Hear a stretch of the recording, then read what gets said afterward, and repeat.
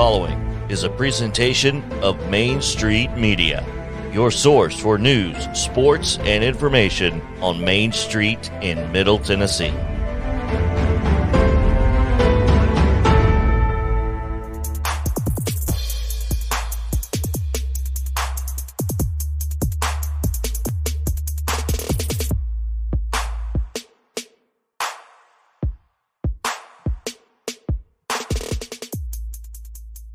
Well, welcome in. It is Friday here on Main Street Sports today, and so glad to be with you guys here. What a fantastic day it is going to be. I promise you it's going to be a lot of fun as we get ready to talk a little college football that'll happen over the weekend, some college football that happened last night, and so much more. Mo, what's going on, man? Not much, man. A lot of college football last night. I missed all of it. Yeah, you did, but that's okay. I mean, hate when work gets in the way of a good time. You didn't miss anything. Well, I mean, you missed some late night stuff. Missed a lot, but you certainly didn't miss anything in the way of the Tennessee Volunteers. 2 plays, and I actually saw both of those, and you were, and that was about all that mattered. It sounded like so. Yeah, that's about right. I mean, in reality, certainly didn't miss anything after that. Now, we'll talk about it a little bit later. Also, we'll talk about the other 2 games that were insanely crazy. So, plenty to get to on this here Friday edition. Let's see what we got here going on. All right. Jeff Himm will join us in just a moment. That's exciting. It is. We'll talk high school football. We've got some highlights from last night. That's always fun. Today we start to pick 'em. College football against the spread. Yeah, buddy. Yeah, I don't think I fared so well in that last year, so I'm not necessarily Fridaying over the prospect of that. I mean, I don't think anybody. JP did really well, but that was about it. Oh, we don't have to worry about him anymore, do we? He's not going to. Him and his formulas and his my formula is whatever I think is going to happen. I pick the opposite and it started working. So go against your gut if you're me. That's the way it's worked out so far. So. Yeah. What did you say about he's traveling today, right? Yes. Yeah. So. Good for him. Let's see if we can't get to all of this because we have to give you, Mo, today's rundown, which is always exciting on Friday because we get to talk about our friend Chip Walters. The Friday Rundown is brought to you by Chip Walters of Exit Realty Bob Lamb & Associates. The voice of the Blue Raiders also wants to be your trusted advisor in real estate. Contact Chip at 615-542-1915 or through his website at choosechip.net. Chip Walters, proud to support youth sports across Middle Tennessee. All right, so Thursday night football action. Cane Ridge down McGavock. I missed that one pretty bad. 35-7. The Ravens victorious. You took McGavock in that, didn't you? I did. Oops. It's such is life. It happens. Mount Pleasant, 2013 winners over Cascade. We'll talk about that in just a moment as well. Gallatin, 19-7 over West Creek. Smith County, 39-0 over Maplewood. Pearl Collin shutting out Hillwood, 58-0. And Westmoreland, 20-0 over Watertown, maybe with or without their announcer. In Thursday volleyball action, Stewart's Creek with a 3-1 win over Blackman. It was Page blanking Columbia Central 3-0. Also, Culleoka with a 3-0 win over Fayetteville. Gallatin 3, Station Camp 1. It was Lawrence County defeating Giles County 3-0. Hampshire with a 3-1 win over Mount Pleasant. Creekwood in 5 sets downs Harpeth 3-2, and Rockvale shuts out Laverne 3-0. Loretto, 3-0 winners over Lewis County. Middle Tennessee Christian, 3-1 over Providence Christian. The rest of these all 3-0 finals. East Hickman over Santa Fe, Siegel over Riverdale, Spring Hill over Marshall County, Summertown defeated Collinwood, and Franklin Road Christian over Zion Christian. In girls soccer action on Thursday, Oakland defeated Blackman 3-0. It was CPA 2, Brentwood Academy 0. Cheatham County with a 5-4 win over county rival Harpeth. It was Clarksville 7, Springfield 0. Clarksville Academy with a 5-3 victory over Davidson Academy. White House Heritage defeated Clarksville Northeast 3-1, and Columbia Central and Coffee County played to a 4-4 draw. It's a random number for draws. Just saying. It's a random score to draw. Yeah, right. Greenbrier 7-2 over Creekwood. It was Cullioca 5. Huntland 1. Good Pasture 3-1 winner over DCA. East Hickman down in Whites Creek 7-0. STEM Academy and East Robertson 0-0 draw there. Mount Juliet Christian 7-0 over Ezel Harding, and Fairview falls to Sycamore 2-0. It was Independence 2, Franklin 1. Franklin County with a 2-1 win over Murfreesboro Central. Nashville Christian downs Friendship Christian 8-0. Page also with a shutout victory 7-0 over Giles County. Green Hill blanked Lebanon 2-0. It was Lipscomb Academy 3, Harpeth Hall 2. Hunters Lane with a 4-1 win over Kenwood. Laverne blanks Antioch 5-0, and Lead Academy with a 4-2 win over Independence Academy. Hume Fogg down Martin Luther King 1-0. It was Station Camp 1, Mount Juliet 0. Madison Academy 4-1 over Munford. Pope Prep 4-1 winners over Innsworth. Rossview 11-2 over Portland. It was Grace Franklin and Providence Christian a 0-0 draw. Ravenwood 1-0 over Nolensville. Riverdale falls to Rockville 3-1, and St. Cecilia Academy 5, Cane Ridge 0. Siegel with a 6-1 win over Stewart's Creek. Tullahoma blanked Middle Tennessee Christian 7-0. Ballard Collegiate all over Glencliff 11-0. Montgomery Central edges Waverly 2-1. It was West Creek 3, Dixon County 1, Wilson Central 2, Smyrna 1, and Watertown with a 4-0 win over York Institute. In professional baseball, the Braves down the Rockies 3-0 in a fantastic performance from Spencer Strider. Diamondbacks shut out the Brewers 5-0, and the Sounds edge Memphis, the Redbirds 6-5. In college football, Tennessee down Ball State 59-10. Tonight's high school football schedule, all games 7 o'clock kickoffs unless otherwise specified. Hendersonville is at Beach. Christ Presbyterian Academy goes to Battleground Academy. Brentwood Academy hosts Briarcrest. Centennial hosts Independence. White House goes to Cheatham County. Clarksville Academy takes on visiting Middle Tennessee Christian. Jackson Christian comes to Columbia Academy, and Creekwood hosts Marshall County. Franklin Road Academy is at Davidson Academy. Dixon County plays host to John Overton. Stratford's at East Nashville. Innsworth at home against Christian Brothers. Ezel Harding hosting Republic. Pope Prep is at Father Ryan, and Ravenwood at Franklin.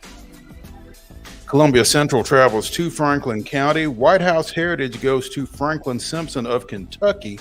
At 7:30, Donaldson Christian plays at Friendship Christian. 7 o'clock kickoffs. Greenbrier is at Glencliff. Collinwood is at Franklin Grace. Green Hill hosts Wilson Central.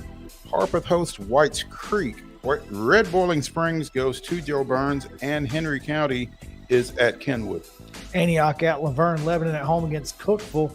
Wayne Hills, New Jersey at Liberty Creek. Okay.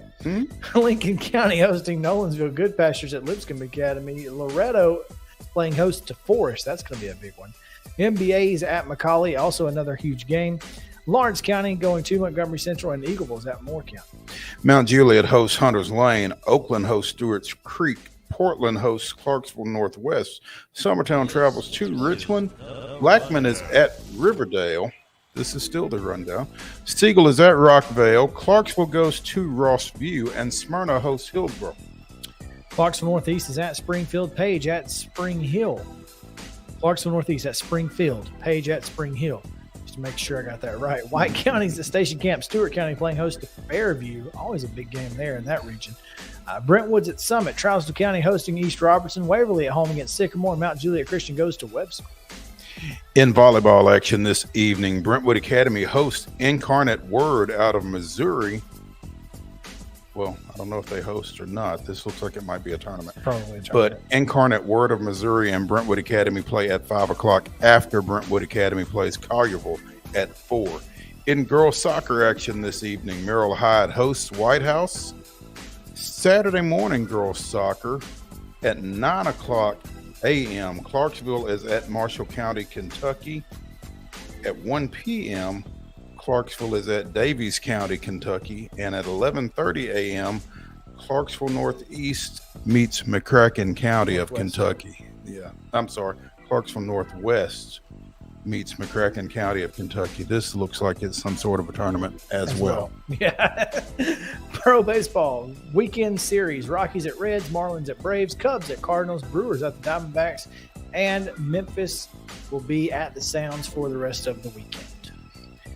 College football of area interest on Saturday at 3 o'clock, and you can find this on ESPN Plus. Tennessee State plays at Eastern Washington. 5 o'clock, also on the Plus. MTSU is at James Madison at 6 on SEC Network Plus. Elon travels to West End to take on the 1-0 Vanderbilt Commodores.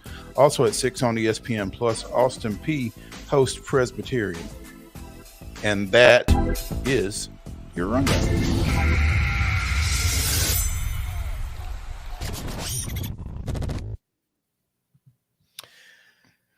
Mo, did we mention Major League Baseball? Yeah, we did. I'm sorry. Must have blanked out. Ignore me. You were looking at the football schedule going, boy, lots of pluses there. Yeah. Of these 4 games, which one would you be most looking forward to? Or most interested in the outcome? The first 2. TSU and Eastern Washington in Eddie George 2.0 and MTSU with their $1.5 million payday to go to James Madison for their first FBS contest, and ideally they get the check and the dub, but we'll see. Take what we can get, specifically the check. Well, I mean, the check is guaranteed. They're going to get the check either way. That's what I'm saying. Just take what you can get. But Middle needs the win because, I mean, again, as we talked to Chip earlier this week, they've got a trip to Miami in a few weeks, and they've got another. And then they've got Colorado State next week. So, you know, Colorado State may or may not be winnable. You don't feel real good about Miami, but it'd be nice if you could pick this one off. Possibly 3-0 going into Miami. Could be. Yeah. So, but that would be big for them. It would. So yeah. So those are the 2 that I'm more intrigued by. It'll be interesting to see what Vanderbilt does coming off of that annihilation of the Warriors last weekend. Yeah, I'm really interested in Tennessee State, Eastern Washington. Eastern Washington's a very, solid program, perennial playoff contender, and I think Tennessee State, can find. They're going to, it's a measuring stick game. I think it is a measuring stick game to find out where they are again in year 2 under Eddie George. Are they ready to be a national player? Guess we'll find out. Our top story today, Mo, was supposed to be Harold Landry tearing his ACL, by the way, which is huge. That's very unfortunate. That's a guy who did not play a whole lot during the preseason just because you're trying to prevent that kind of thing. And so he tears an ACL in practice. Sometimes you got to get loose. It's just tough, man. And you can't predict those things. I mean, no. I mean, sometimes it just is what it is. So it is unfortunate for the Titans. Hopefully, it's unfortunate for him. Yeah. Is this a contract year? It's not a contract year, is it? I think last year was his contract year. I'm not entirely sure where he sits as far as that goes. So, I mean, it's going to be it is huge for this defense to have somebody step up. They got a couple of guys who, there's some depth there. And like I said this morning, if any position we're going to have this injury, that might like be the Mike one. Vrabel can find somebody and, kind of get something out of. I think position. everybody in that organization is really excited about second-year edge guy Rashad Weaver. Yes. Who I think played 2 or 3 games last year and suffered a season-ending leg injury, broke his leg. So he's back and has looked pretty good, very high motor. So I don't think you're going to not miss a beat, but at the same time, I think he gives you something. So, yeah. All right, well, let's take a quick break. We've got Jeff Him coming up here on the other side of it. So stick around on Main Street Sports Today, presented by Mid-Tennessee Bone and Joint. We'll be back right after this.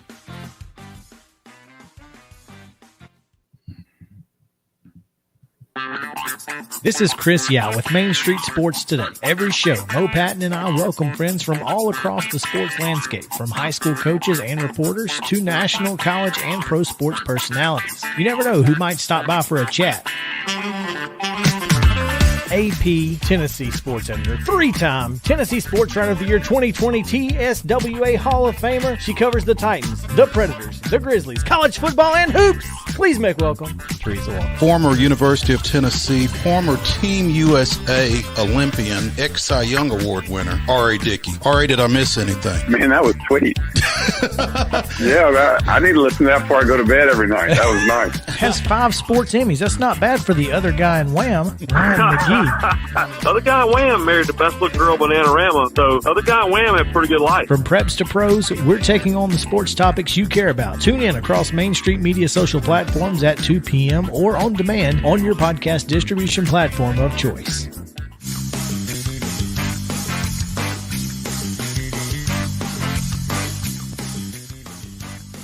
Welcome back into Main Street Sports Today, presented by Mid-Tennessee Bone and Joint. Glad to have you guys with us again on this beautiful Friday so far. It's been a fantastic week and a fantastic weekend ahead, we hope.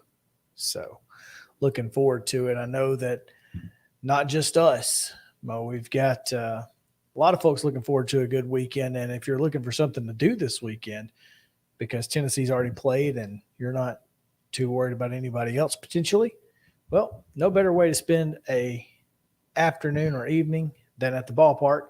And that is why each and every Friday we get a chance to talk with Jeff Him, the voice of the Nashville Sounds. Jeff, what's up? Hey, guys. How you doing? doing well, Jeff. As you guys approach game 4 of your series with Memphis that finishes up Sunday, I know that, they tweaked the schedule around a couple of holidays earlier this year, and I was looking to see if you guys were playing on Labor Day, but in fact you're not. Surprising that, maybe the powers that be with minor league baseball did not take that same tack with the Labor Day weekend, or is it just kind of a leave well enough alone as close to the end of the season as you are at this point? Yeah, I think I think it probably could have gone either way. I mean, most Mondays are off days, except pretty much the Memorial Day situation now and the 4th of July, depending on where that falls, like it did this year. I think they like the Monday off days just so much in general that other than those couple of exceptions, there was probably consensus to just make Labor Day an off day this year. We'll see what next year looks like. And you're right, there have been some mid-season changes to the schedule. I want to remind fans, as you mentioned the weekend, Chris, that Sunday is a day game. Originally, it was going to be a night game. It switched a couple of months ago, and hopefully most fans are aware of it, but it is a 2:05 game on Sunday. We made it. It's always easier to go from a night game to a day game than from a day game to a night game. And originally, I think Major League Baseball suspected that week 1 of the NFL might be this weekend instead of next weekend. And so there was a presumption, I think, from a lot of AAA teams who share a city with an NFL team that there, that there might be a noon Central or a 3:25 Central kickoff or something like that. And once we, in this case, and others around the country, realized the NFL would not start this weekend, all the more reason to make the final game of a series, especially on the holiday weekend, a day game. So that's why we've got the 2:05 on Sunday. But I think Memorial Day and 4th of July are the biggest ones as far as crowds go on Monday holidays when they fall that way. So I think Labor Day was sort of that could go either way, and I think there's enough. Support for the Monday off days and keeping the 6-game series as much as possible that they kept Labor Day an off day this year. Makes sense. Give yourself a little extra time on that Sunday to enjoy both players, staff, and fans. So, yeah, and I think for us, that we, as you guys know, we do Sunday day games the first few months of the year, and then basically when school's out and it gets hotter, we switch to Sunday night games. But there are other reasons, travel being one of them, and I think the teams in general like the day games in a lot of ways. But our numbers over the years have shown that the crowds just do better on the Sunday nights when it's hot than the day games, and trying to slug your way through a hot afternoon game. This weekend I think is going to be warm. I don't think it's going to be insanely hot, but it is a good test, I think, for us to build towards next year's game times. Okay, here's an early September Sunday afternoon game we thought might have been a night game. What did the crowd look like? What was the response? What was the fan feedback? And maybe it's something that either continues next year or goes back to original planning next year, depending on how things fall. Yeah, it looks like 80, 85 on Saturday and 83 on Sunday. So, yeah, that's reasonable. I mean, it's still hot, but it's reasonable for September anyway. Yeah. And I personally love the day games, but I also want our organization to have the biggest crowds possible. So I get it, but I'm all for the day game. Jeff Ham, the voice of the Nashville Sounds, joining us here on Main Street Sports Today, presented by Mid-Tennessee Bone and Joint. Jeff, we talked about the line switch in the outfield that took place a few weeks ago for the Sounds. Well, one of those pieces didn't stick around very long. Garrett Mitchell got the call. Was it this week? Yeah, this past weekend. Friday, late Friday night, but essentially this past weekend when we were in Durham, Mitchell got the call and had quite a weekend last weekend. Got his first big league hit the day he made his first start. And the next day he hit a game-tying home run that led to a Keston Hero walk-off. And he's had quite a ride so far. And then and you're right. And then yesterday, with the rosters expanding by 2 spots, another part of that quartet, Esteo Ruiz, who was part of the Josh Hader deal with San Diego, was one of the 2 guys called up, along with reliever Luis Perdomo. So out of the 4, Ruiz and Mitchell were not here long. Sal Frelick and Joey Weimer remain and continue to do well, and we'll see how the rest of September goes for those guys, and Bryce Terang and all kinds of other deserving September call-up candidates. There's just not as much room for those under these rules the last 2 years of only 2 additional spots compared to all those years. And I'm sure, Mo, you remember covering some teams where September 1, it was 7-8 guys who'd be going up from the AAA to the big league team.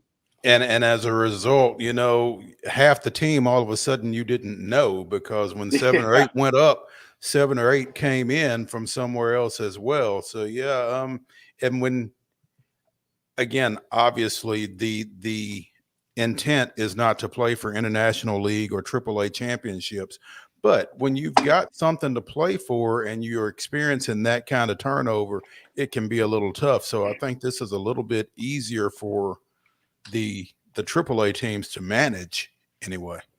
Yeah, I think there's a couple parts of it. One, obviously, like you mentioned, anybody at AAA, of course, wants to get to the big leagues, and we, the Sounds, want them to get to the big leagues. We hate to lose them, but we want them to get to the big leagues.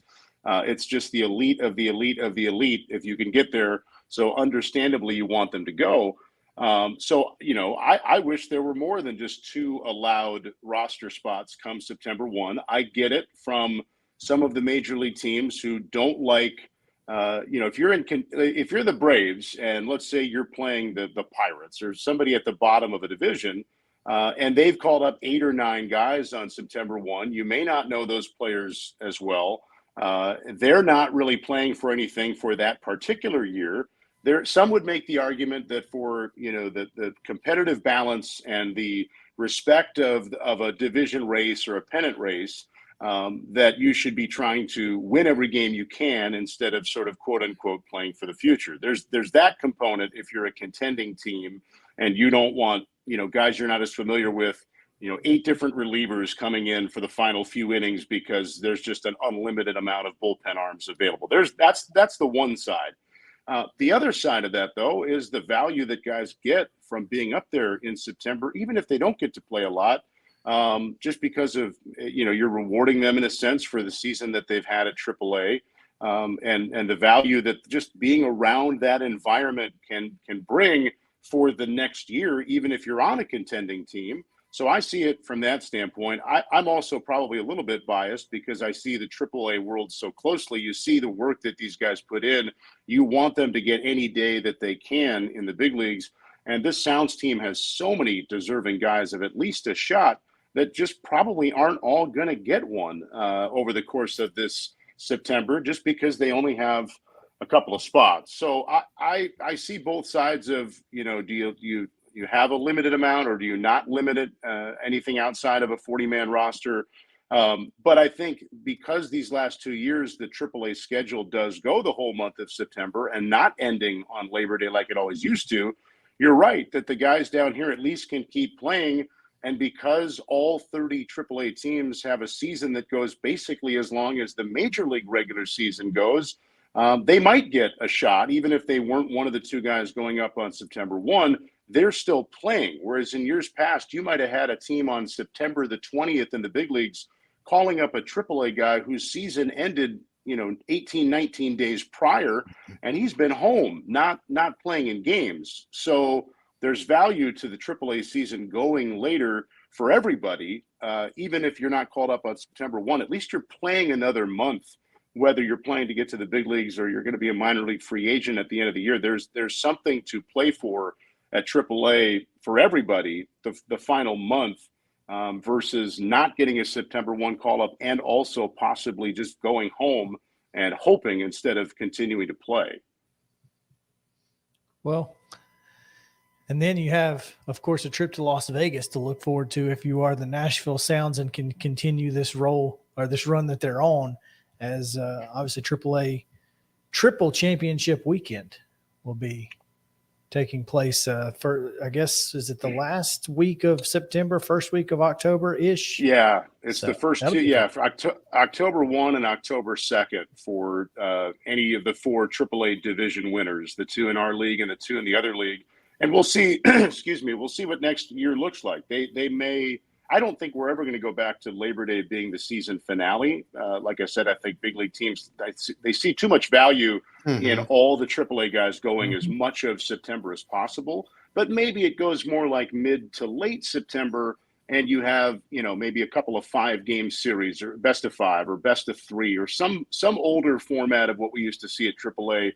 That remains to be seen on what that looks like for next year. I think when they built this for this year, they were at least thinking of just this year and not really committing to this format for years to come. So we'll see if there's change in divisional alignment and postseason for next year. But at least for this year, you're right. It's basically a weekend, and you're only guaranteed 1 game. You could go to Vegas and, at this point, it'd be the Sounds against Durham. The Sounds could go to Vegas, play Durham on October 1st, lose that game, and that's it. And then Durham would play on October 2nd, and the Sounds would be done. So you're only guaranteed the 1 game, but at the most, it's only 2 anyway. So it's a unique for this year, and we'll see if next year is any different. I'm looking forward to that. I think it's a cool idea anyway, at least for something to play for. Last 2 years they've not had playoffs or championships at all. So, it's nice to have a trophy at the end of the year. That'd be pretty cool. But this weekend, again, the Redbirds still in town. That's always fun since we don't like them at all, whether you're a Braves fan, a Sounds fan, or anything else.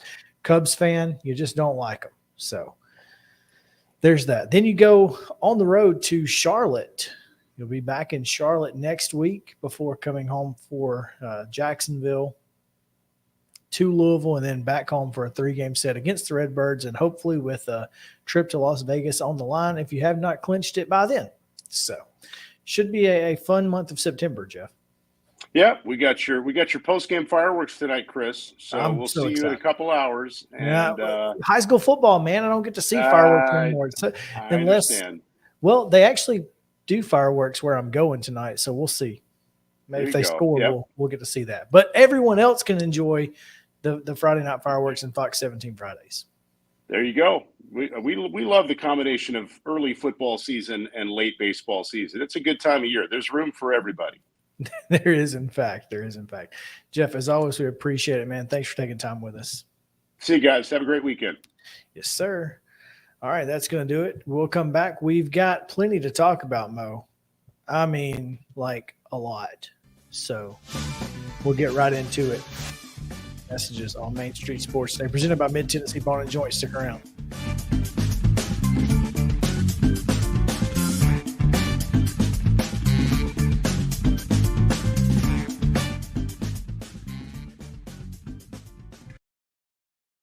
Mid-Tennessee Bone and Joint treats your orthopedic injuries and existing conditions. Our trained physicians will get you back in the game faster.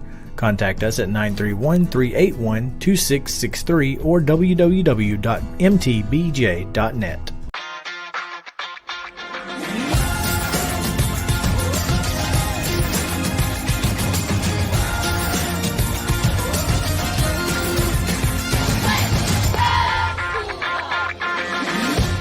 Hey folks, while we take a quick break from the show, I want to tell you about our friends over at Custom Stone Handlers in downtown Columbia.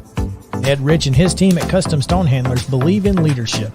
And outside of the military, our greatest leader building platform is sports. Custom Stone Handlers proudly encourages young people to get in the game.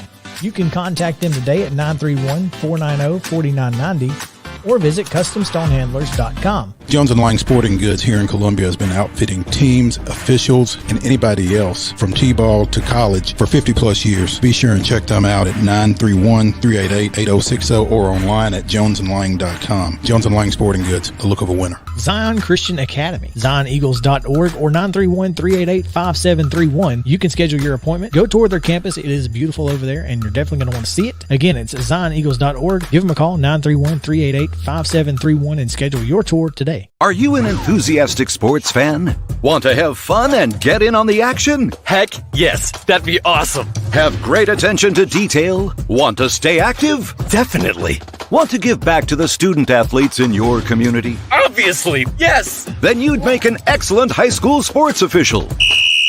We need more officials in Tennessee. Because with no high school officials, there are no high school sports. Sign up today at highschoolofficials.com. Mid-Tennessee Bone and Joint has been the official sports medicine provider for Maury County Schools for more than 40 years.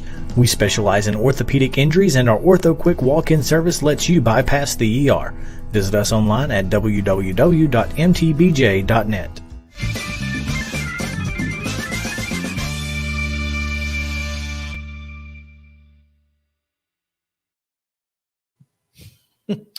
Mo, welcome back into Main Street Sports Today, presented by Mid-Tennessee Bone and Joint. Just so happened to be the end of that song. So sad. It is what it is. Man, what a beautiful Friday it's going to be. Not looking so good on the weekend, but I wasn't going to say that in front of Jeff. So It's okay. Scattered thunderstorms all weekend. It's okay.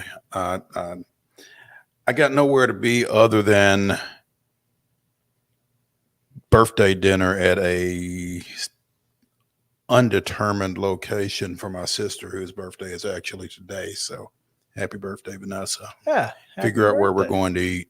Yeah. But other than that, I don't have to leave the house and post it up. And it may very well not tomorrow, Got to get that remote control thumb in good working condition. I won't be, but for other reasons. Unfortunately, be staying home for a little while. Sunday night, looking forward to that one. LSU, Florida State. I'm curious to see what LSU is going to look like. So curious to see what Florida State's going to look like. Yeah, well, because this might be. Last week was who knows? This could be the end of Mike Norvell as we know him. I mean, if he's not careful. So it's an interesting matchup. Should be a fun matchup. It should be. We got a lot to get into. First, let's start with high school. Mm-hmm. Just a few moments ago, John Varlas of the Daily Memphian with some semi-breaking news coming out of Memphis. Yeah, apparently the TSSAA has stripped Memphis East of a couple of high school basketball state championships, specifically the 2018 and the 2019 state championships that involved current Golden State Warrior and former Ensworth post player James Wiseman. So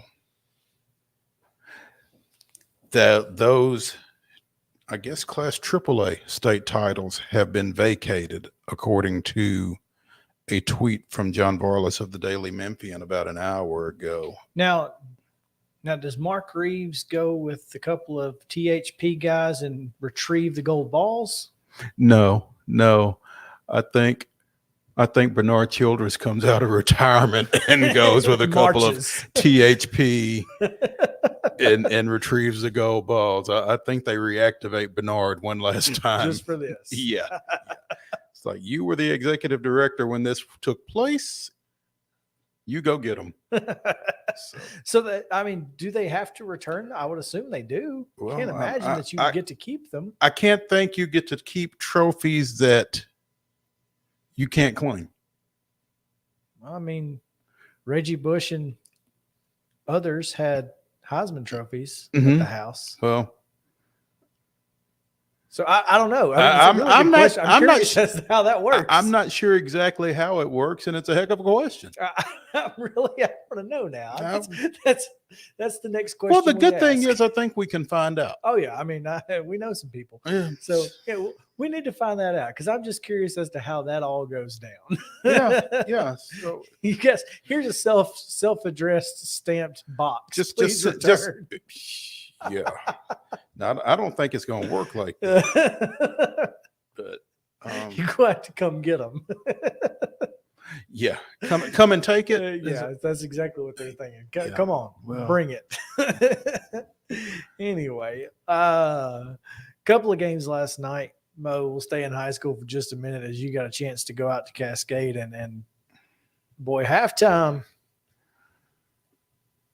was not great for the Mount Pleasant Tigers. I think maybe halftime was great. Well, I'm sure they didn't enjoy it while it was happening. Well, I think there was a lot of talking, and not just by the coaches, actually. That's good. So a number of people were involved in the Tigers getting refocused after falling behind 13-0 and giving up a couple of touchdown passes that they had no business giving up, basically.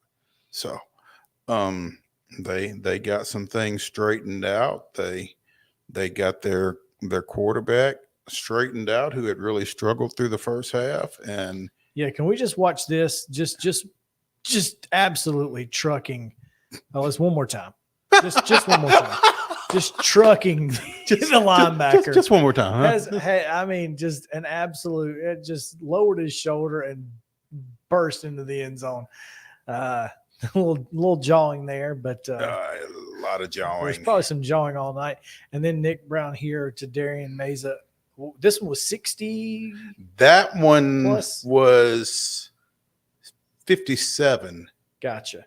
This one is 60. This one looks like 57. Well, maybe. Because they were, Anyway, it was copy paste. Yeah, one of them was 64, one of them was 57, and I'm not sure in what order they came, actually. So 64 was first. I do know that. Okay. And then Meza gets the pick to end it. But those two touchdown passes were literally copy paste. I mean, yeah, I'm pretty sure they were the same play. I mean, it's just, but not just that, but the adjustment that he made on both at the end to get to the ball. I mean, you can see it here on this. It's just a skinny post pattern across the middle, and you see how he kind of flattens it out there one more time. It copy paste, man. Do it till they stop it. And Yeah. Darian Mays, we said it last last summer. year Mhm. in that passing camp over at Shelbyville. That kid made plays all over the field. He made plays all over the field, and we didn't really see him get behind people in 7-on-7 like that, and didn't see a lot during the regular season. But that guy can get it. However far off of him you are, you're probably not far off enough. Yeah. You probably need to give him another couple of steps because he can get behind anybody. He absolutely can. So, And Nick Brown has the arm strength to, when he does get behind you, to put it in there. yeah, and that's why I was a little confused by that first interception video that you sent me last night. He completely underthrew the ball. And I thought, I know that wasn't the complete arm strength. I've not looked back at that play, but I'm not sure he was able to step into that ball. I think he got a little pressure up the middle. But you could, like I said, you could tell that wasn't a typical Nick Brown throw. Yeah. And so I thought he underthrew it. That doesn't make a whole lot of sense. So, to see him come back and make both of those throws at the end of or in the third quarter, Mount Pleasant stays undefeated. And that's a big one. Again, I'll bet you that coaching staff from Mount Pleasant will be in Loretto tonight watching Forest and the Mustangs. Oh yeah. So it's that region, man. It's going to be a lot of fun. That region is going to be tough, and that's why that win was so important for Mount Pleasant, and why that's such a tough loss for Cascade, because it's a region loss at home for the champions. And Cascade they were number 2 in the region last year. No, Summertown was number 2. That's right. Summertown was. You're right. Yeah. But that is a huge region game. I think because you've got Mount Pleasant, you've got Cascade, you've got Loretto and Forest. Well, I'm thinking and Richland. Well, and Richland, yeah, you've got Cascade, Mount Pleasant, Loretto, and Richland vying for. If this region goes the way it typically has, they're playing for one home game. Right. Because I think Forest is number 1 until further notice. Yeah, until they fall off. Absolutely. Yeah, so anyway, that's a big win for Mount Pleasant. It absolutely was. Absolutely was. Speaking of big wins, Tennessee wins big. But as I tweeted, my goodness. Vandy scored more points and they traveled 5,000 miles away. 6-6, here we come. Yeah. And obviously that's a joke. This Tennessee football team is going to score points. But I don't know in the SEC who they're going to stop. Because Ball State's third down conversions, it looked just like last year. And you've got to get third down stops in the SEC to be successful. You just have to. Yeah, you got to be able to get off the field. And, maybe the defense wasn't showing a whole lot last night either. I know the offense was pretty vanilla. So, no, I don't know. But you would think that you could get pressure with your front four against Ball State. You would think. They did not. That's not good.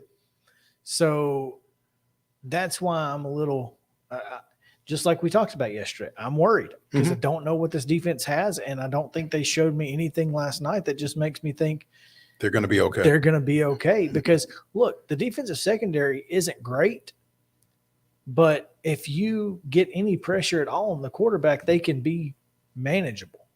You can't expect your secondary to be the only defense against the pass. Pressure is really the most important part. And right now they're just not getting it. So hopefully that changes. Hopefully some things, maybe it was just there weren't many stunts. Maybe they didn't, do a whole lot of twists or anything like that. Maybe it was just, vanilla line defense. up and go after them. I know they didn't blitz a whole lot, but ideally you don't want to have to blitz because you want to be able to cover as much ground as you can with linebackers, et cetera. So we'll see. again, offensively, couldn't ask for a better start, couldn't ask for a better finish, couldn't ask for a better anything. Just a really good night offensively from this Tennessee team. Hendon Hooker looked like a legitimate dark horse Heisman candidate. Joe Milton looked okay at times. Of course, he still wants to I think that he is trying to challenge Ben Joyce for fastest ball on campus. And on one slant route, he may have topped triple digits. I'm not sure. Oh, goodness. But I'm assuming that one was incomplete. it was, in fact, it was a pass interference on the defense. Walker Merrill, touchdown last night. Brentwood stand up, his first touchdown, and he was literally wide open. Like he was so by himself. It was insane. Just completely by himself. Sometimes those are the hardest catches. Had he been any more open, there wouldn't have been nobody on the field. It was insane. So anyway. Well, good for him. Good for Walker Merrill. Brentwood stand up and all. So yep. Backyard brawl, fantastic last night.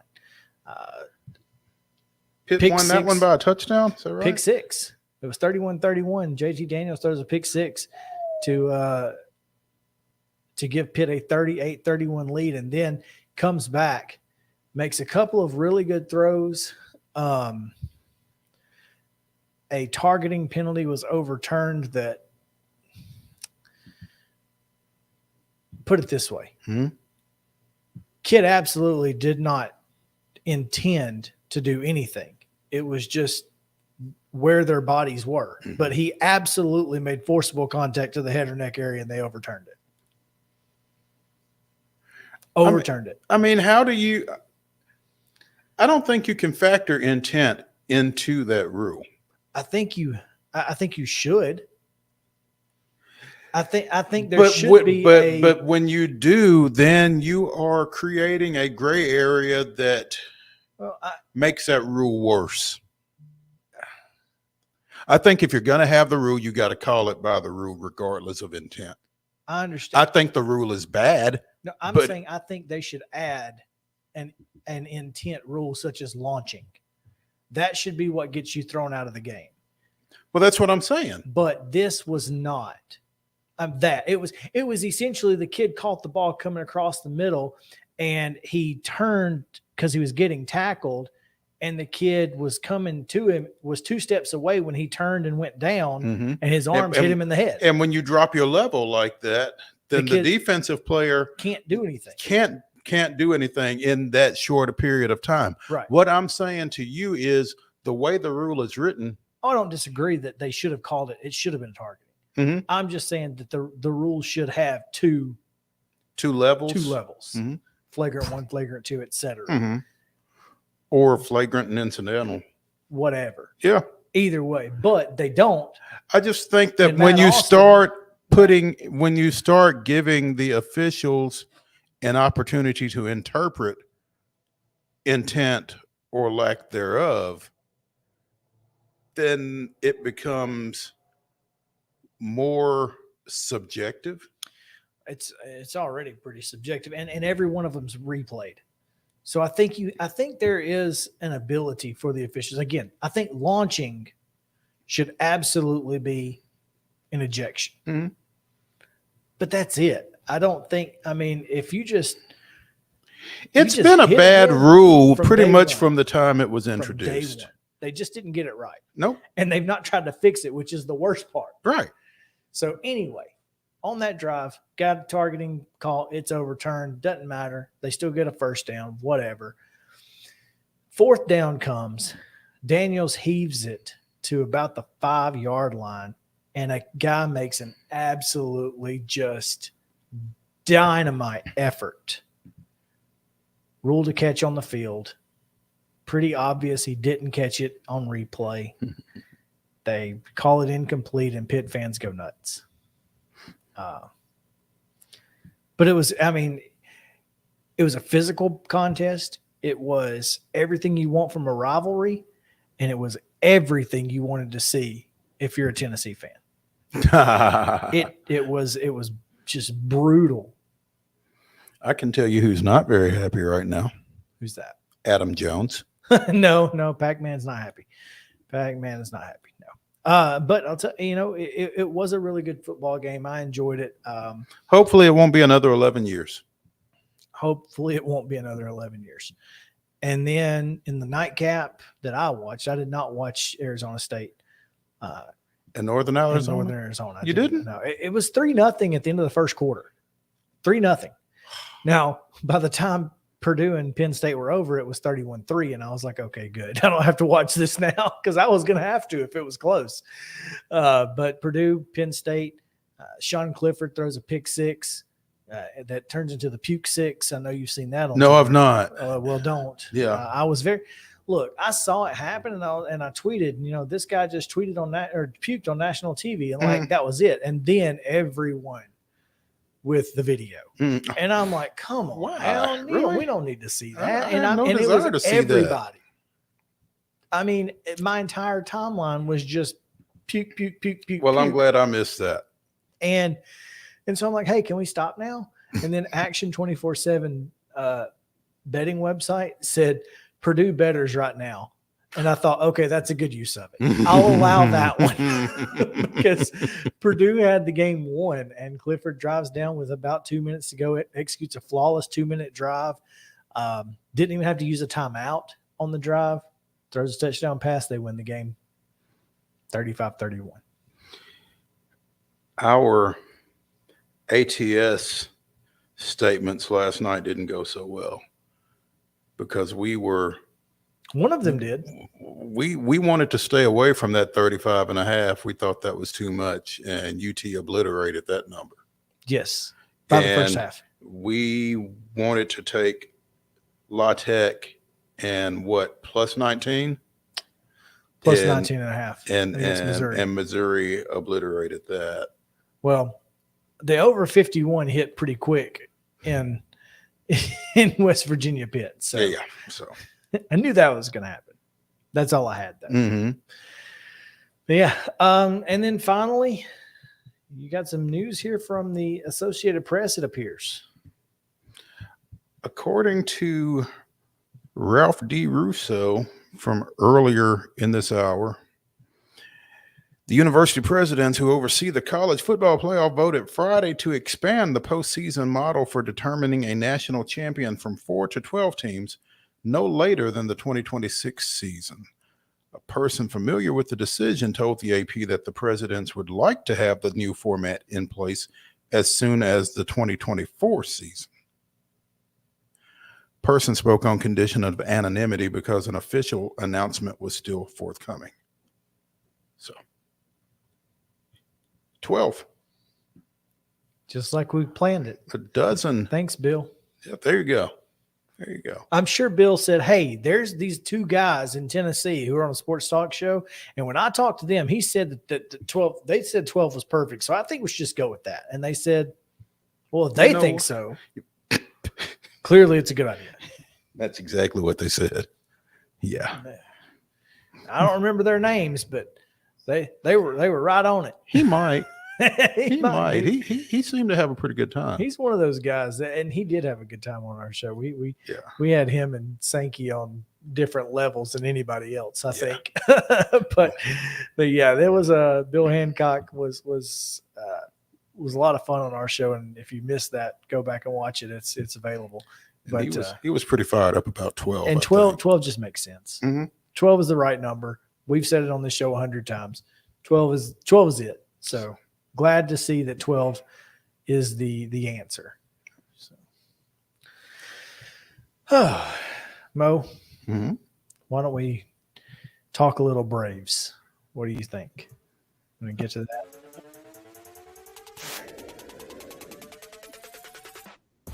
Right. Stick around. Main Street Sports Today, presented by Mid-Tennessee Bone & Joints. Back after this.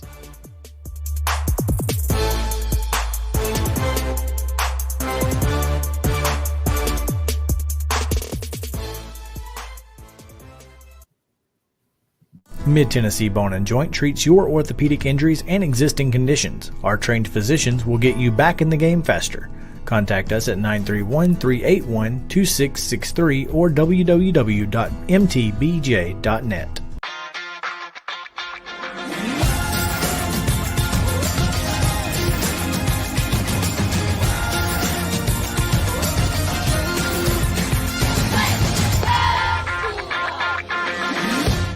Hey folks, while we take a quick break from the show, I want to tell you about our friends over at Custom Stone Handlers in downtown Columbia. Ed Rich and his team at Custom Stone Handlers believe in leadership. And outside of the military, our greatest leader building platform is sports. Custom Stone Handlers proudly encourages young people to get in the game. You can contact them today at 931-490-4990 or visit CustomStonehandlers.com. Jones & Lang Sporting Goods here in Columbia has been outfitting teams, officials, and anybody else from T-ball to college for 50-plus years. Be sure and check them out at 931-388-8060 or online at jonesandlang.com. Jones & Lang Sporting Goods, the look of a winner. Zion Christian Academy, ZionEagles.org or 931-388-5731. You can schedule your appointment. Go tour their campus. It is beautiful over there, and you're definitely going to want to see it. Again, it's ZionEagles.org. Give them a call, 931-388-5731, and schedule your tour today. Are you an enthusiastic sports fan? Want to have fun and get in on the action? Heck yes, that'd be awesome. Have great attention to detail? Want to stay active? Definitely. Want to give back to the student athletes in your community? Obviously, yes. Then you'd make an excellent high school sports official. We need more officials in Tennessee. Because with no high school officials, there are no high school sports. Sign up today at highschoolofficials.com. Mid-Tennessee Bone & Joint has been the official sports medicine provider for Murray County Schools for more than 40 years. We specialize in orthopedic injuries, and our Ortho Quick walk-in service lets you bypass the ER. Visit us online at www.mtbj.net.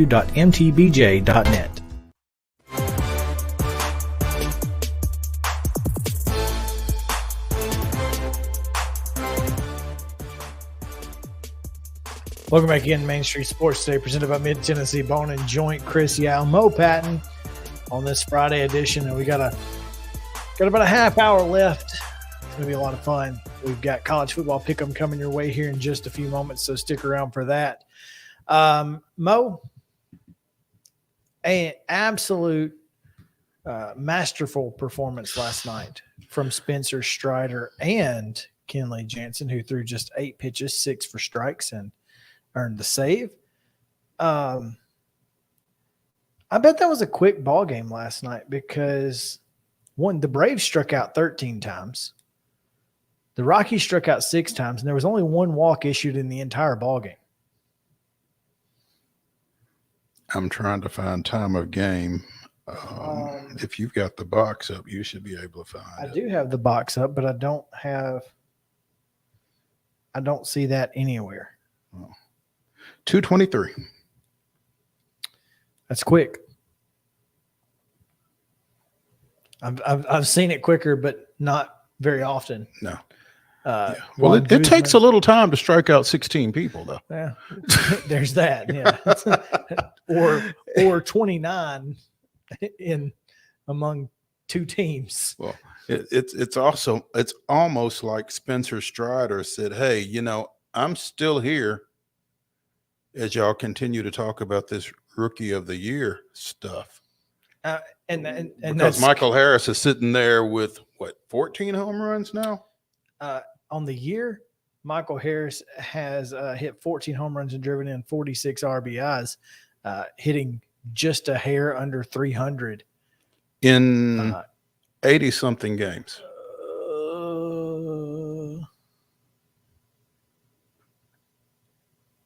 Yeah, I have no idea. 85-ish, less than 90. So, I mean, if there's anybody else that thinks they're in the running for National League Rookie of the Year other than Spencer Strider and Michael Harris II, I'm sorry, they're but you're really wrong. not. Yeah, Austin Riley with a big home run, Michael Harris with a big home run. Both of those guys just keep doing what they're doing. But Spencer Strider, most strikeouts in Atlanta Braves history, not in Braves franchise history, Twitter, and The Athletic. and several other people who said it was. Second most in franchise history, because Warren Spahn struck out 8, tied for second most. It's 18. 18 is Yeah, correct. Spahn had 18. But asterisk took him 15 innings to do it. Well, kudos for him for pitching 15 innings. I think that's almost, and still striking out 18. I mean, I'd be interested to know how many he had after nine, but still, I mean, 15 innings. Heck, that's 3 starts for most guys these days. Yeah. Yeah, goodness. Man, and then he went back out there 3 days later because they were pitching 4-man rotations. And did it all over again. Yeah. But yes, second most in franchise history. Spahn had 18 in 1954 or something. But still, an Atlanta Braves record, 16 strikeouts, masterclass from Spencer Strider, of course. And didn't give up his second hit until the 8th, I don't believe. Yeah. And there was an error in that inning too. Matt Olsen clanked a throw. Yeah. So, but I think that allowed him to get another strikeout too. It did, because that's what got him the 16th strikeout. That's like Ron Netcha. He faced he got 28 outs in a game, but struck out 27. Because in the 9th, the catcher dropped the third strike. I'm sorry, in the 3rd inning, he dropped the 3rd strike. Yeah. Wow. Struck out 27 in a 9-inning game, but got 28 outs. So. But yeah, great win, great series win. Way to bounce back if you're the Braves. The winning team in that series scored 3 runs in all 3 games. Wow. The Braves lost 3-2, won 3-2, and won 3-0.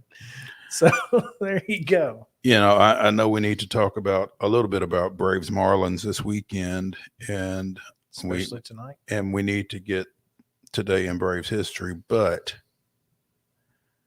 what are we going to do about this narco controversy? Is it still controversy? Yeah, supposedly. Based on what? Well, supposedly Timmy Trumpet and the 2 members of Blaster Jacks that co-wrote Narco along with Timmy Trumpet do not think anyone else should be using it as a walk-up song. They endorsed Edwin Diaz as the official user, according to @SNY_Mets. First of all, who cares? You don't. That's not how this works. But I don't know, man. Look, I think it's ridiculous. Well, it's just, you know, the Mets haven't had the eyes of Major League Baseball on them this time of year for so long that it's almost like they don't know how to act. That's exactly right. That is the perfect way to put it. And so they're making much out of little, but what's probably going to happen is, well, they're frustrated. They're frustrated because it's the best season they've had since 1986, and they can't enjoy and they can't shake because the Braves never lose. Because we're right here. Right. We're right here behind them. In their hip pocket. And that's it. They're frustrated. Mm-hmm. And I can understand being frustrated. And it's probably what's going to end up costing them. Mm-hmm. And insult to injury, probably every Brave is going to use Narco as their walk-up that weekend. I hope that weekend is not. I hope every single Brave player walks up, or Braves organist plays it just the entire time, like every song, and we start chopping to it. I hope we can chop to it. Can we chop to it? We'll figure it out. It's got to be 4/4 time, I'm sure. Come on, we can make it work. That'll be interesting. Yeah, that's all I'm saying. Can we figure out a way to chop to Narco? It's ridiculous. There's no reason we need to be talking about this. It's really not. It's really not. But anyway, Marlins come in 4th in the NL East, 55-75, 29-37 in road games. Braves, but the one guy that you don't want to have to face with the 0.98 WHIP. Sandy Alcantara, who has to go up against Charlie Morton. And, well, I mean, Let's be honest. You don't know what Charlie you're going to get. You don't know what you're going to get. You know what you know what you're going to get from Alcantara. Yeah. And so maybe that's why Ozuna is playing. We're just going to sacrifice this one, get somebody an extra day off, and try to go get these other two after we're done with Alcantara. Well, that would certainly be right up Brian Snicker's alley to kick one on purpose. Braves are favored in this one, but based on what? Have you seen this lineup? It's a good question. Over under 7 runs. I'd take the under if I was going to bet. I think I'm taking the under. Actually, I think I'm not betting. Yeah. If I'm betting, I'd take the under. Miami. I'm sorry. The Braves hold a 9-4 advantage in the series so far. The Marlins will not have Jesus Aguilar. Yeah, but that don't matter. If Garrett Cooper's playing, then we're giving up 4 hits. There's that. If he could play, I'll tell you what. If the Braves were to sign him, he would be the worst hitter in all of Major Leagues because he only hits against us. There you go. Yeah, he doesn't get to cushion those stats with X number of games against Atlanta. Yeah. Acuna, Swanson, Riley, Olson, Darno behind the plate hitting 5th. Michael Harris batting 6th. Vaughn Grissom, Ozuna playing left hitting 8th, and Robbie Grossman fanned out behind Charlie Morton on defense. John Birdie's day to day.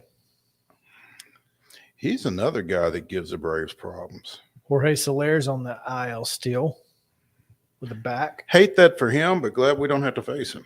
Obviously, Jazz Chisholm's been out pretty much all year. Yeah. So, I mean, the only guy we really got to worry about is Cooper and Wendell. And Alcantara. Now, I will say this. Garrett Cooper is 0 for 2 lifetime against Charlie Morton. Wendell, though, 4 for 9. Anderson, 3 for 8. And is it Luis Diaz? I believe so. Luis Diaz, 0 for 3 with 3 strikeouts all time. I'd love to have Aguilar in a Brave uniform. Yeah. Who did he sign with? He signed with somebody, or somebody claimed him. Michael Harris has played 85 games, by the way. The O'Reills. Who have 69 wins on the year. How about that? Jeez. Isn't that something? Yeah. Good for them. Good for them. The Orioles providing hope for every bad team out there. Including the one they're playing today, the Oakland Athletics. Yeah. And the Athletics go into that game with Tony Kemp leading off, Shea Langeliers DHing, who's 13 for 56 on the year with 3 home runs and 10 ribbies. And I guess they may have also given up. Oakland? Is Pache in? No. He played last night. Okay. Well, that's good to know then. I'm glad they haven't given up on it. Yeah, he played last night. All right. Well, so there you go. Drew Waters had a nice catch last night yesterday for Kansas City. Smashed his face into the wall, but held onto the ball. You'll take the holding onto the ball. Yeah. So, all right. Well, let's go back in time and give them this day in Braves history. September 2nd, 1957. Bob Hurricane Hazel has 4 hits, and Frank Torrey scores 6 runs, tying a major league record. Frank Torrey. No, but 6 runs? Oh, I see 23. Okay, never mind. That makes sense then. Continue. Like, dang, 6 runs in a game? That's insane. As Milwaukee downs the Cubs 23-10 in the opening game of a doubleheader. Makes more sense now. Just let you finish. I'm going to let you In game 2, the Braves blanked Chicago 4-0. I just wasn't ready for 6 runs. Like, that caught me way off guard. It's like, how? How do you score 6 runs in a game? That's why it tied a major league record. It doesn't happen very often. Yeah. That blew me. I wonder if that's still the record. Hang on. Well, let's see. Runs scored in one game. Most runs scored in it's probably going to give me a team. Probably. Let's see here. Yeah. Yeah, I don't. It doesn't have a. It's been 6 is still the record. It's happened 16 times. 16 times? Yes. Goodness. So. Okay. That's a lot. It is a lot. But it's still a lot of runs. So anyway, that's this day in Braves history. That's going to do it for this segment. When we come back, we'll be picking some college football. So y'all stick around here on Main Street Sports Today, presented by Mid Tennessee Bone and Joint. We'll be back after this.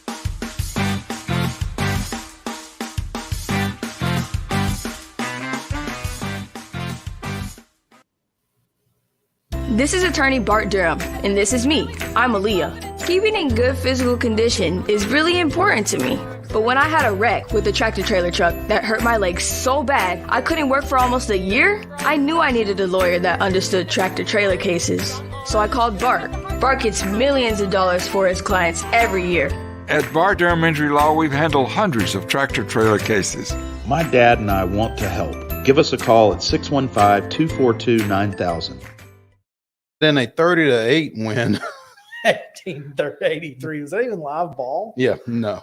I mean, only 4 guys have done it since Torrey did it in 57. Yeah. Oh, Mel Ott did it twice. Mel Ott did it twice. Holy crap. 10 years apart. That's insane. That's pretty impressive. Oh, my goodness. We're over. Hi, this is Melissa Hoisington, Regional Crisis Director from Volunteer Behavioral Health. Disasters can affect everything in your life, including your emotional health. Help is available during these uncertain times. The Tennessee Recovery Project is a free, supportive resource for adults and children who have experienced the effects of natural or human-caused disasters. Specialists are available for counseling by phone or in person. For free, confidential service, please call 833-954-2424. The hotline is open 7 days a week, 7 a.m. to 9 p.m. Move forward with the help from the Tennessee Recovery Project.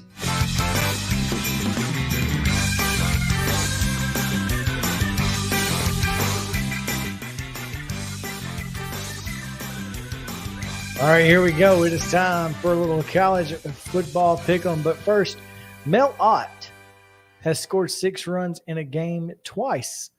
Mo, he did it nearly a decade apart. But I think the most interesting thing about this list is that Frank Torrey scored those 6 runs for the Milwaukee Braves in 1957. He only scored 150 in his career. More than 10% of his runs came in one game. Or 5%, well, yeah, sorry. Yeah. But still, 5% of his runs came in one game. There you go. See, there you go, introducing math. Yeah. That's what I get. Yeah. But I was like, wait, 150 only? Do you know that today in history, I guess a few years back, about 5 years ago, there was a woman who spent like 285 days on the International Space Station. She came back today, and on this day, 5 years ago or whatever, and she had spent more time at the space station or in space than any other person from America and any other woman in the world at 665 days. Do you think they brought her back on 665 on purpose? Because imagine if they'd have brought her back tomorrow. Yeah, she probably asked. Y'all got to get me down from here today. Yeah. Not tomorrow. No, today. Oh Just goodness. Curious. That's pretty crazy. Oh man. All right, let's see here. Where's the old cursor? Where's the old cursor? Here it is. Come on now. Let's get it done. We're going to do some college football pick'em. Here we go. It's all against the spread. So Mo, you want to write these down? Because I will not be writing them down. Mm-hmm. Here we go.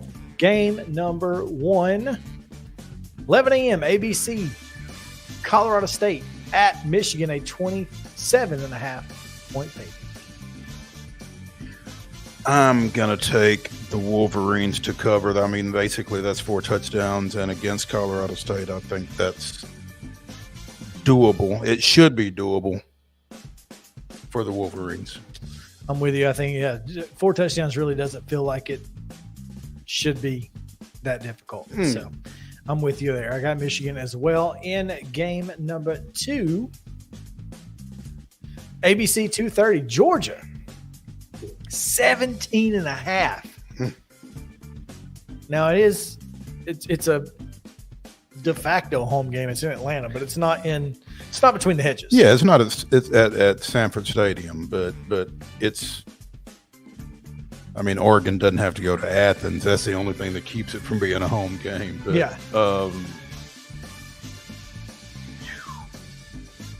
I'm going my gut was to go with Georgia to cover. Yeah, because I think both throws them one for one thing. But I think I like Georgia to cover here.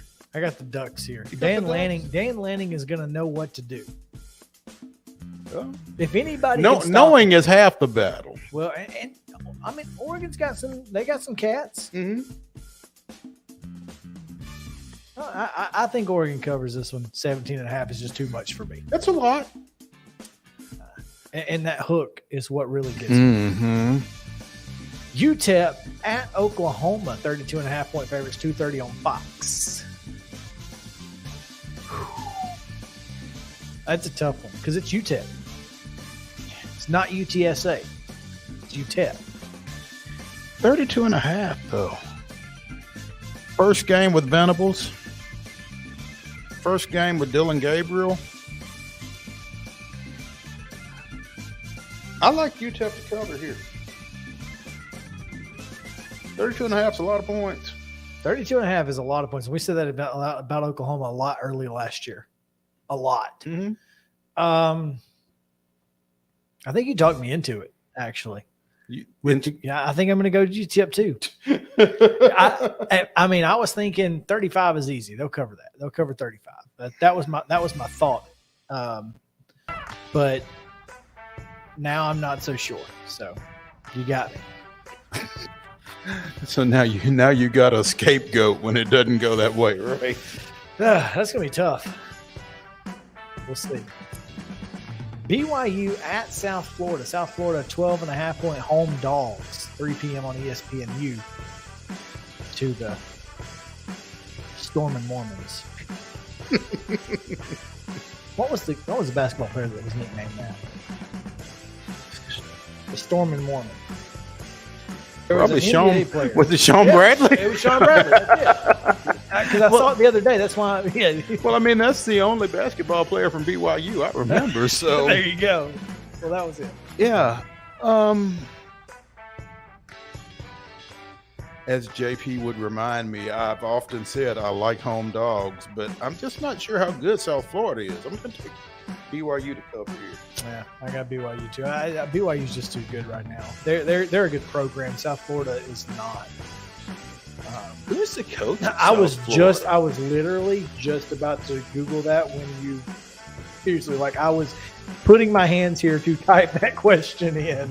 Jeff Scott, former South Carolina assistant, I think, among other things, or other places. Yes, he is currently. He was at Clemson. Oh, was he at Clemson and South Carolina, or was he just at Clemson? Okay, just Clemson. Clemson. Okay, my bad. So, wrong South Carolina school. Yeah, that's it. No. And he's 3-18 in his 2 years at South Florida. So BYU it is. Rice at USC, 34.5, 5 p.m. Pac-12 Network. 0 chance Lincoln Riley lets off the gas, right? Oh no. He will score 70 if he has to. If he can. Yeah. So I've got Trojans. Yeah. This is a game I'm really interested. I cannot believe that Kentucky is only a 20.5 point favorite against Miami of Ohio at 6 p.m. on ESPN Plus. I mean, well, I think that's another game where Stoop scores as many as he can to just kind of reaffirm that Kentucky is a football school. So, I mean, I think Miami of Ohio can kind of blame John Calipari for this beat down. I think Kentucky covered. I think Kentucky could double this. I mean, this could be 42-0. That would be double. I mean, seriously, I don't understand what does Vegas know that we don't? Well, you know they know things. And I mean, does this make sense? Does this line at all make sense to you? This is a top 25 team against a MAC school. Mm-hmm. I am very confused by this line. I mean, I'm taking Kentucky because I think it's going to be easily covered, but I'm just really confused right now. I mean, does Miami of Ohio have some sort of transfer quarterback that I'm unaware of? I don't think it would matter. I mean, Huck Martin, their head coach, and they've not. It's not like they won the MAC last year or anything. I guess I'm just really confused. That's all I can say. I'm just confused. So, at any rate, we both got Kentucky cover in there. Utah State at Alabama. Alabama 38.5 points. Did you intend to skip someone? No, did I? Yeah. Oh. I'm looking at the run of show. You're looking at something else. Oh, I did. I forgot to put that one in there. Oh. I did not intend to skip that one. Okay. So let's just do this one. Utah State at Alabama, 38.5 points. 6:30 on the SEC network. That Miami of Ohio Kentucky game is on at 6 on ESPN Plus, by the way. But yeah, Utah State at Alabama, tied a 38.5 point favorite. 6:30 on the SEC network for those who are into watching carnages, because I'm taking the Tide to cover. Yeah, somebody has a couple of guys picked Utah State to win the national championship.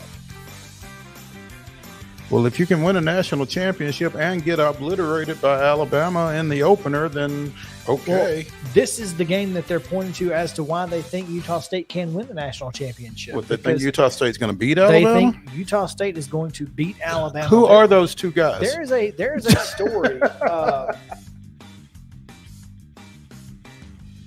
Let me see.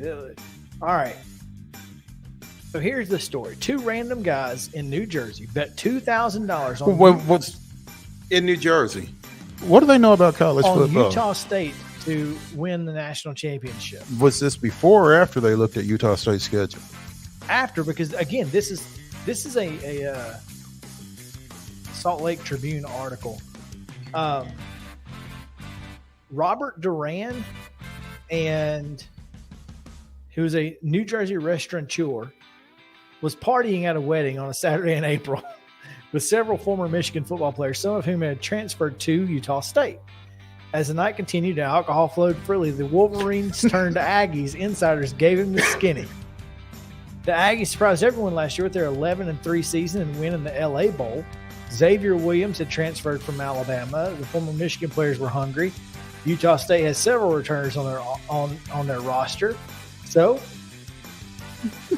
he said, let's hammer it. Put a couple $1,000 bets with Caesar Sportsbook on the Aggies to win the national championship, because here's the thing. If somehow Utah State was to win this game and go undefeated, you can't leave them out of the playoff. No. I mean, obviously they're not going to win this game, but in a world that they did. In a world that they did beat Alabama and run the table from there. Yeah. You couldn't leave them out. So. And at that point, they only got to win 2 ball games. That's right. I mean, but anyway. The point is moot. Alabama rolls. Yeah. I'm with you. Louisiana Monroe at Texas. Texas 39.5 point favorites at home against the Fighting Perry Bowdens. And listen, I'm here to tell you, La Monroe's covering this. Terry Bowden's not getting beat by Steve Sarkisian by 40 points. It's not happening. I agree with you. I like Ulamo, as a friend of mine would say, to cover here. Texas is going to win, but they ain't getting beat by 40. Yeah, so I'd agree. 7 p.m. Longhorn Network. Check it out. Kent State at Washington. 21.5 here. 9:30 Saturday night, FS1. This is an interesting game, too. I think this is a number that if Washington doesn't cover, I mean, Kent State it's another MAC team, not a great MAC team traditionally.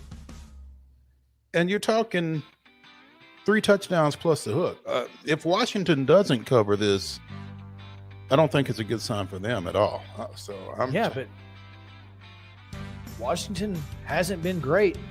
Kent State won the MAC East last year. Really? Yeah. Did not know that. Shows you how little attention I pay to the MAC. Yeah. I'm taking Washington. They lost to Northern Illinois 41-23 in the championship game, but they lost to Wyoming in the Potato Bowl. So there's that. Yeah, I'm going to take Washington here because I feel like it's a must-win. Mm-hmm. And finally, last game of the week, Notre Dame at Ohio State. Ohio State. When is that tomorrow or is that Monday? It is tomorrow, I believe. That's a good question. I'm pretty sure it's tomorrow. It probably is. It's going to be 6:30. Oh, yes, tomorrow. 6:30, ABC. Number 5, Fighting Irish. Number 2, Buckeyes. What do you got? In the horseshoe. In the horseshoe.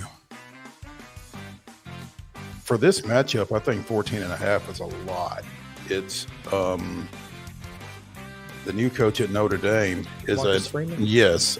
Is he an Ohio State graduate, or is he's got some ties some kind of way, I think.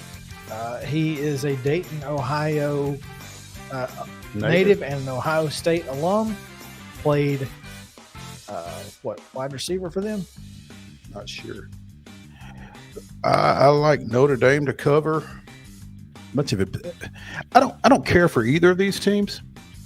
First off, I think Notre Dame covers. Wouldn't surprise me if they some kind of way win it. Straight up. That'd throw a wrench in some things.